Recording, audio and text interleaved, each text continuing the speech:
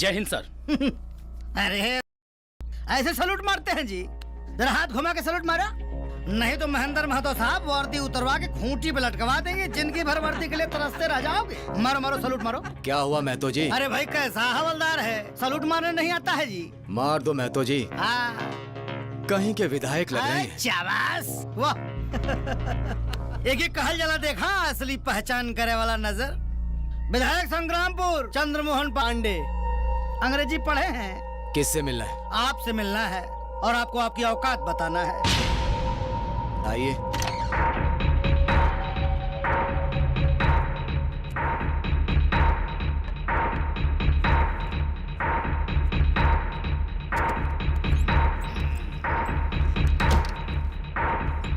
विधायक जी, ये हमारी कुर्सी है। थी, अब नहीं है। तुम्हारा हमने ट्रांसफर करवा दिया है। तुम्हारे जैसे आदमी का भाग्य विधाता हमारे जैसा ही आदमी होता है। इसलिए आज के बाद मेरे पैरों में रहने की कोशिश करना, कभी खोपड़ी पे चढ़ने की कोशिश मत करना। एक आम आदमी को मोहरा बनाकर खुद के नाम के सामने मोहर लगाना चाहते थे। विधायक जी, काम तो हो ही रहा है, तभी तो आपके नीचे का पसीना मुंह पर आ रहा है। पसीना नहीं, खून का फब्बारा बोल, खून का फब्बारा। मकामा के मोहर में स्याही नहीं, खून लगता है। शुक्र मना कि सिर्फ ट्रांसफर करवाया, नहीं तो तेरे करतूतों की खबर सरकार तक पहुंचा दूं ना, लात मार के बाहर निकला जाएगा, लात मार के। और कर भी क्या सकते हो? तबादला किया ना? तबादले की तारीख 24 है और आज 23 तारीख है। पूरे 24 घंटे हैं तेरे पास। ये टेबल, ये कुर्सी और ये दफ्तर सब मेरे अंडर में है।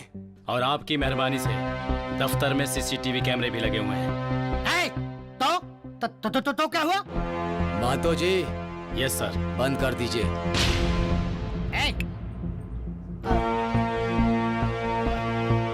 अब ये बता अनपढ़ कि तूने एसपी की कुर्सी पर बैठने की हिम्मत कैसे की? कैसे जरूरत की? अब मैं तुझे दिखाता हूँ कि पुलिस का पावर क्या होता है। हम पुलिस वाले एक काम भी अच्छा कर देंगे तो जनता की नजरों में हीरो बन जाएंगे, और तू 100 काम भी करेगा ना तो भी पब्लिक में हीरो नहीं बन सकता। दुष्ट का दुष्ट ही रहेगा। बस यही फर्क है तेरे कपड़े और मेरे कपड़े के रंग में। तुझे कुर्सी के लिए मंदिर मस्जिद के मुद्दे बनाने पड़ेंगे, लेकिन एक एसपी की कुर्सी पर बैठने के लिए किताबों का पुलिंदा चाहिए। आज के बाद कभी भी पुलिस के सर पर चढ़ने की कोशिश मत करना, वरना चढ़ान के साथ, वरना चढ़ान के बाद उतरान भी याद रखना। और सुन, मैं तेरी कुर्सी पे जब चाहूं बैठ सकता हूं, पर तू मेरी कुर्सी पे 100 जन्म में भी नहीं बैठ सकता। Get out! सर, विधायक जी को मैं भी सैल्यूट कर लूं क्या? हाँ, और ऐसा सैल्यूट मारिए कि जब भी हमारी वर्दी का रंग दिखे तो इनकी होली के साथ दिवाली भी खराब हो जाए।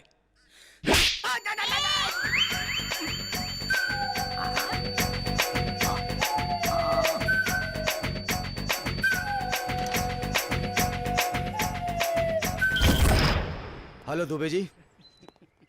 सर जय हिंद सर। मेरा तो तबादला हो चुका है, इसलिए मैं आपकी ज्यादा तो मदद नहीं कर सकता, लेकिन हाँ एक बात कहना चाहूंगा कि अगर पुलिस वाले चाहें तो बड़े से बड़े गुंडे साधु बन के कीर्तन करने लगेंगे। और हाँ, वर्दी और मिट्टी का रंग एक सा होता है। जी सर। जब जमीन जलती है सबको अपने पांव खुद संभालने होते हैं, उसके बाद मलबे के ढेर में सब दफन हो जाते हैं। इंसान या गुंडे कोई जिंदा नहीं बचता, कुछ मिलता है तो बस लाशें मिलती है। जय हिंद सर। दुबे जी, क्या बात हो गई?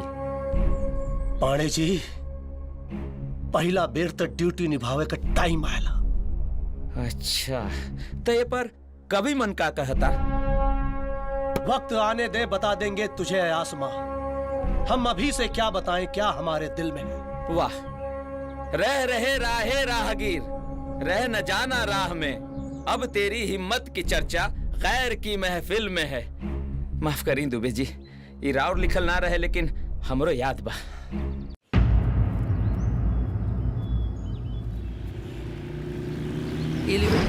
अरे बाप रे,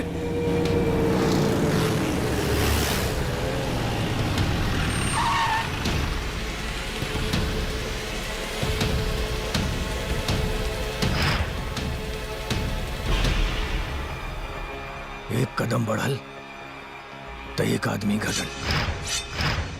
मेरी हटी तो सामने वाले की बोले से पहले ना सोच ले कि सोना के जेवर और मोकामा के तेवर बहुत महंगा पड़ेला। तो सामने से वार करते, छुप के वार करे वाला कायर होला। कायर ना, शेर। शेर जब 2 कदम पीछे लेना तो मतलब दुगना ताकत से वार करे। राज तोरे ऊपर ना रहे, ये जाके लोग पे करे के बा। तोरा खून से वो मील के पत्थर फिर लाल हुई, लेकिन अपनी लिखावट साफ रही। केहू भी सिवान के भीतर आवत से पहले पढ़े, अपनी अकड़ अपनी जेब में, मोकामा 0 किलोमीटर।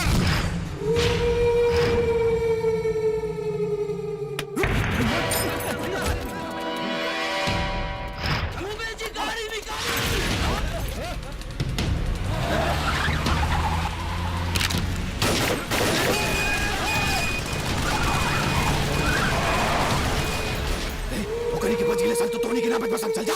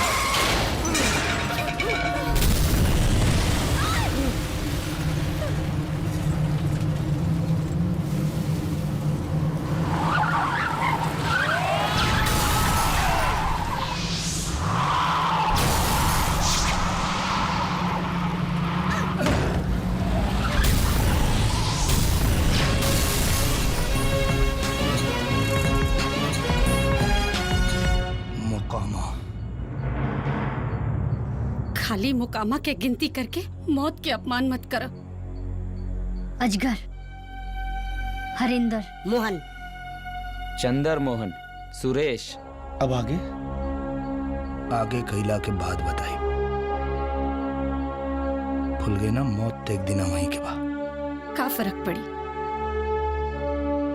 माई बाबूजी के बिना जिया मौत से भी बदतर बा। एक मौका हमरो के भी दे दा। ई जीवन से ता मौत ही बेहतर बा। केहू के साथे जिए के मौका ना मिलल। मौत से नहीं खिचुके के चाहत। मंजिल तक पहुंचे के रास्ता सुरेश से होके गुजरा था। चाचा ये लड़की। अरे रुक रुक रुक, तू नहीं खिजाना तेरी के गांव के गुलेल है सा। चाचा एक बार गुलगुल्ला चीखे दा, ये घूंघट में हा के। अरे वो है जिकरा पे तू दिल जान सब निछावर करेला। खुल के ना। हाँ, और नाटका फूलन देवी एक बेर भी खबर न लेनी। यही से आज हम खुदे आ गए नी। खोजत खोजत वो तो ठीक बा, ई के हई। अरे तहार चाची।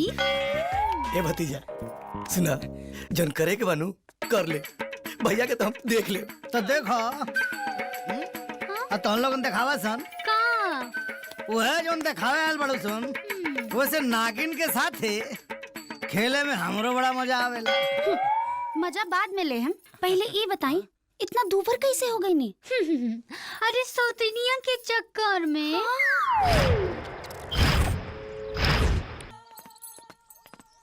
का बात है? बड़ा अर्जेंट बुलौनी है।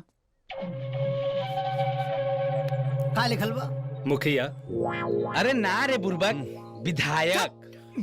कमेटी चलता मारब सारे एक झापड़ मुंह भाड़े दोनों लोग। मुखिया काम करसन बोली का बात? जवन काम ससु 6 महीना में ना कर पेले तो हम लोग 6 मिनट में कर देनी। 6 मिनट में ओकरा मौगी के अंदर पकड़ के बंद कर ले बानी। खुद चल के यहाँ ला लाऊ। वाह विधायक जी वाह। आ जाओ। हाय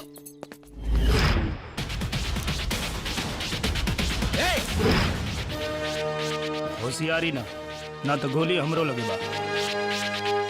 चल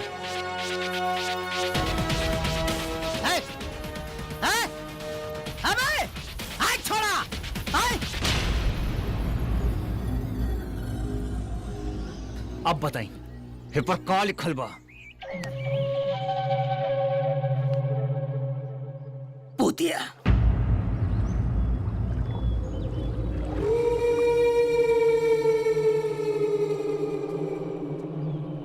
बेटा का जान बचा ली ना तो मुआदी।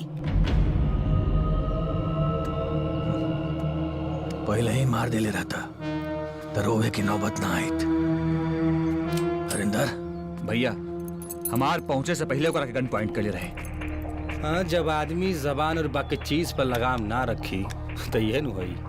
चिंता की बात नहीं खे, कहीं मोहरा बना के रउआ के गर्दन तक पहुंचे के तो नहीं खे सोच ले। बेटा खातिर का कर सकता नहीं। जान ले भी सके नहीं और जानते भी सके नहीं। भाई के जान ले ये गद्दारा। हाँ? भाई कैसे गद्दार हो सकेला? भाई गद्दार, गोली मार दे। ना, मार गोली। भैया हम गद्दार नहीं की भैया। ना भैया ना भैया ना। बेटा खातिर भाई के मार दे ले, कहीं बेटा खातिर हमरो। अगर जिंदा रहल चाहता रे तो सबकर जगह और पता बताओ। बताओ तो बनी। बाकी करबा का कुछ भी करा, लेकिन हर चीज कानून के दायरे में रह के चाहिए। माई बाबूजी के मौत के बीच में कानून ना आयल, अब हमरा और मोकामा के बीच में अगर कानून आयल तो ठीक ना होई। लेकिन दुबे बस जी, पाड़े जी इंचार्ज हम बानी और ये हमार फैसला कि अब पटना के नियम संग्रामपुर फॉलो ना करी, संग्रामपुर के नियम पटना फॉलो करी। आंख के बदला आंख, हाथ के बदला हाथ और जान के बदला जान। अरे सुरेश कहाँ रह तू? कहाँ बाबू? पता बताओ। भैया जी के पता चले के पहले ओके ठोक के तस्तरी में सजाए दे।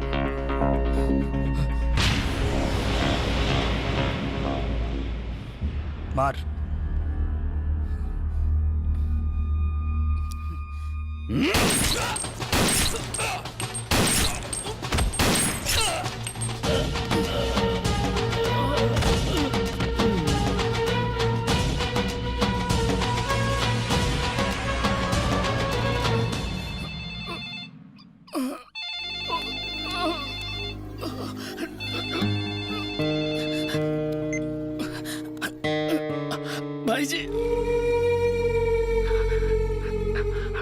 पुरानी हवेली अजगर खत्म। वो तो हम बस जानते ठीक बा। रहनी। इस नाटक है बा। आई गीतकार रसिक दुबे जी, हाँ बड़े जी। कवि मन का कहता। अरे तो सुना, ताजा रचना रसिक दुबे के हाथ का लिखल कान्हा लिखनी है। बसंती पवन में महक जाला के हो, उमर ऐसा नेहा बहक जाला के हो। मुकामा केहू की नजर में बेनुधर पटेल बने क्या मोकामा का बापू न डरा सकेला। लागता दुबे जी के प्यार हो गइल बा। हर चीज में हम ही पीछे रह गए बानी जी। काम तो हम हूँ पटेल साहब जैसन कैले बानी।